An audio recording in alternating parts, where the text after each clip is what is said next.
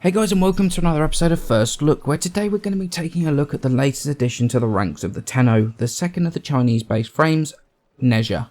So apart from looking like Nova's brother, what can we expect from this new frame? Well, the stats aren't exactly anything to shout about, with the joint lowest health and shield of any frame in the game with 225 health and 225 shield at rank 30, which is equal to frames like Loki and Ivara. But they are both stealth-based frames, not really designed for face tanking. So what does Nezha get to try and help with survivability? Well, he gets 175 base armor to help with damage mitigation, which isn't too bad. I mean, it's actually the same armor that Saren gets. Although, that being said, Saren gets 150 more base health for that armor to actually work with.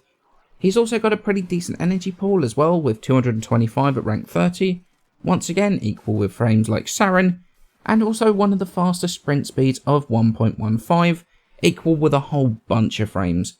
So he's not exactly slow either.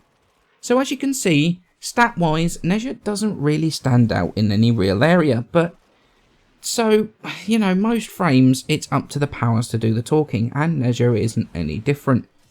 His first ability is Firewalker. He will leave a trail of flames, scorching enemies and cleansing allies. This is a fairly simple toggleable ability, don't know why that's so difficult to say, where everywhere Nezha runs, he will leave a trail of fire behind him, leaving damage over time to enemies that run through it, as well as removing status effects on allies that run through the fire as well.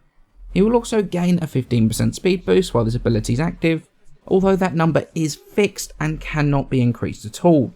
Although the duration of the fire on the ground can be increased with duration mods, and the damage by power strength.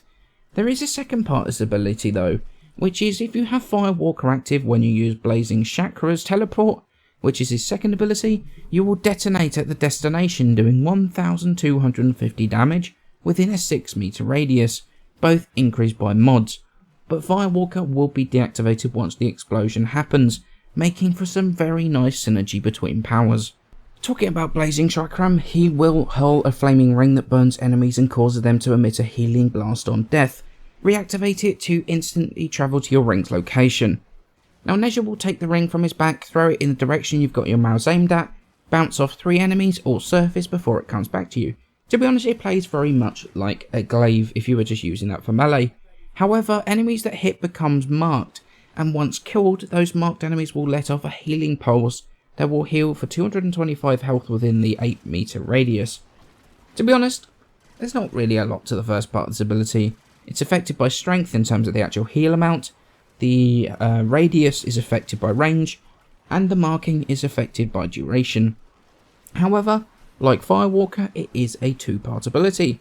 If you deactivate the power mid-flight, you will teleport to the ring, and if you have Firewalker active, when you finish the teleport, you will do the explosion from the Firewalker. Teleporting will cost the same as activating the ability again, because it is effectively a double cast. Warding Halo is his third ability, where he will create a protective ring of fire that also stuns and damages enemies who get too close.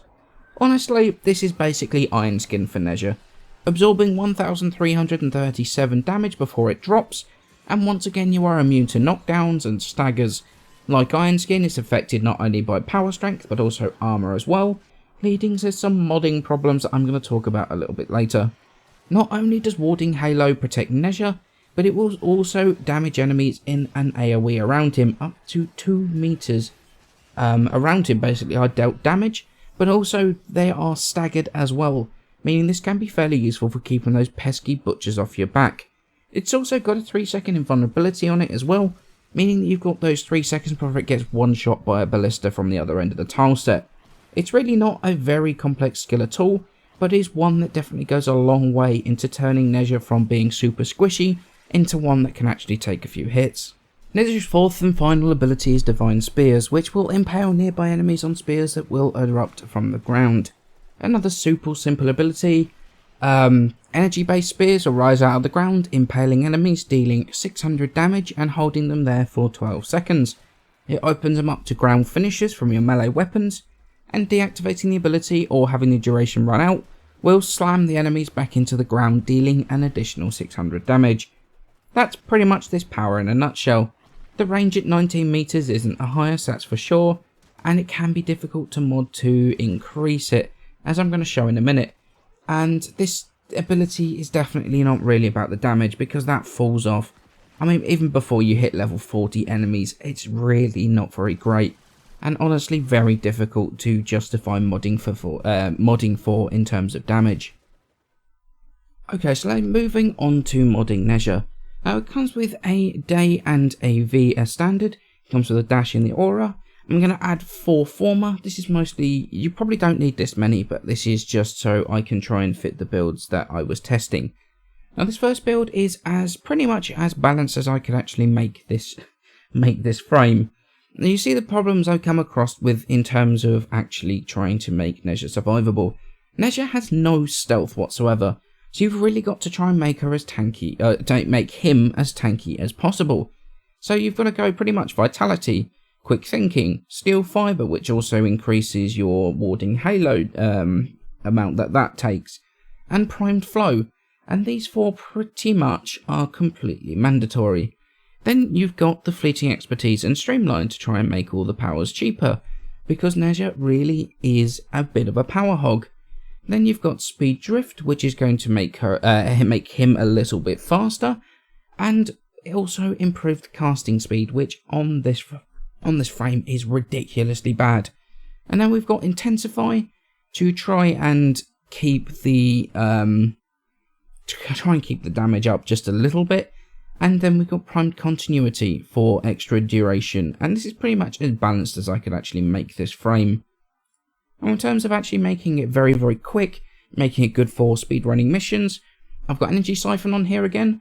I've got speed drift, which is one of the new drift mods from the Earth tile set. I've got rush on here, fleeting streamline once again, armored agility, which is going to work with steel fiber to try and give us a bit more warding halo HP. As well as working with vitality to try and make us a little bit less squishy, and primed continuity, which is going to really help with some of the other abilities just to keep you going whilst you're doing your speed run. And then I sort of messed around with doing a max range build as well. Energy siphon in the aura, cunning drift to work with overextended and stretched to try and get as much range as possible on the 4th ability. So fleeting and streamline. Streamlines had to go in the wrong polarity here because of the way the other builds worked. Then we got vitality and quick thinking. Prime continuity for a bit more duration, just to try and keep the duration up. To try and counteract the duration loss from fleeting. Honestly, I wasn't that impressed with this build at all. The duration I didn't feel was long enough. The range was not too bad. Meant that you just lose too much. I mean, you can see you lose all the power strength, you've got no damage, which means also your warding halo takes a hit, but also because of the amount of mods you've got to try and fit in here, there's no steel fiber on here whatsoever, which means that your warding halo again takes a hit. Not only does your warding halo take a hit, your vitality takes a hit effectively, because you're back down to the 175 base armor. This frame is ridiculously hard to mod. Now, if I was going to use any of these builds, it would be the first 2. The third build, I just wasn't impressed with enough to actually want to use it very often. It's an option if you fancy it, but I'd definitely give it a go to see whether you like it or not. It's not for everyone. I just didn't like it personally myself. But these are the 3 builds I would go for if I was trying to mod Nezha. So do I think Nezha's worth the time and effort to max? And honestly, the answer is no, I do not.